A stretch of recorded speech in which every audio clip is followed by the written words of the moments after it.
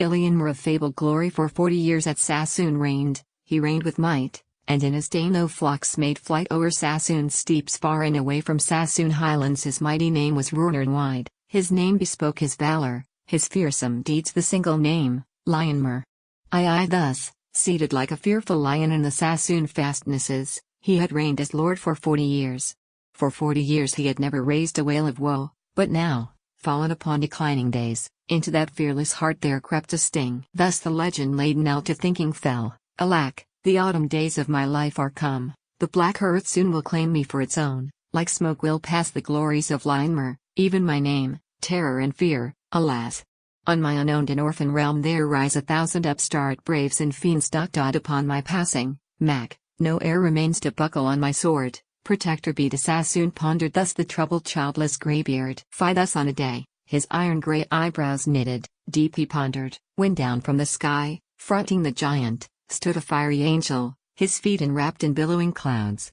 Greetings, all-powerful giant of Sasun, your voice has reached the throne of God, soon he shall grant to you a child but hearken well, O Lord of the mountains, on that day, when God grants you an heir, on that self-same day will you die and your wife.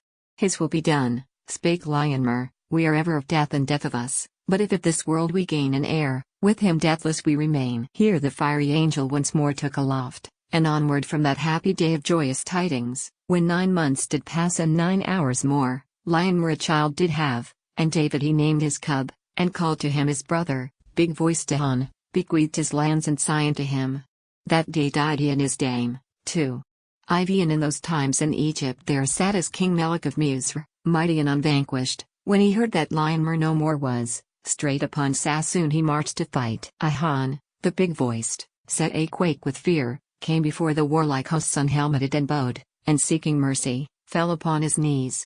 O Melech, be you the master of our heads, he said, while beneath your shadow we live, ever may we your servants be, our tribute pay, only lay not waste our tillage in our lands, and with benignant ear hark ye to us.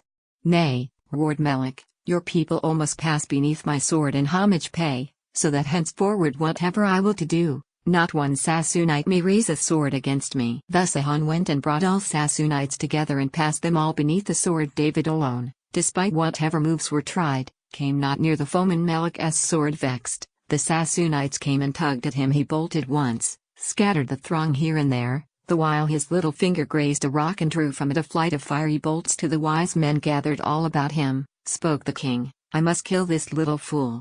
O king, they said, beneath your sword today all Sasun stands, sure you are the mighty one. What is there a mere child could do against thee, though he were instead altogether fire?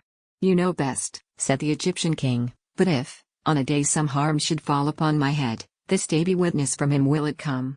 When this event occurred our husky Davi the mere child was, 7 or 8 years old, I say a child, but one with so much strength, man to him or mosquito was the same. But, alas, for the poor orphan on this earth, though he come forth from the lions of Aeon. Now big-voiced Hovhannes had a waspish wife, once or twice she held her tongue, but one day thus she began fighting with her helpmeet, a lonely soul I, heir to 1,000 ills, why have you brought another orphan here, weighed me down with a useless trencherman? Would that I could cast sod upon his head. No hand may I, dancing attendance upon others, find a way to lose him, put him to a task, pack him off that he may labor for himself. Saying thus, she gone to wail and weep, to mourn her hapless days, to curse her fate, that she luckless was to be on earth, that nor master her did own, nor pitying spouse. Hovhannes set out and brought back a pair of iron boots for the child's feet, placed an iron staff upon his shoulders, and made him the shepherd of Sasun town. The mighty shepherd drove his flock of sheep and mounted Sasun's peerless fastnesses. O endearing highlands of Sasun,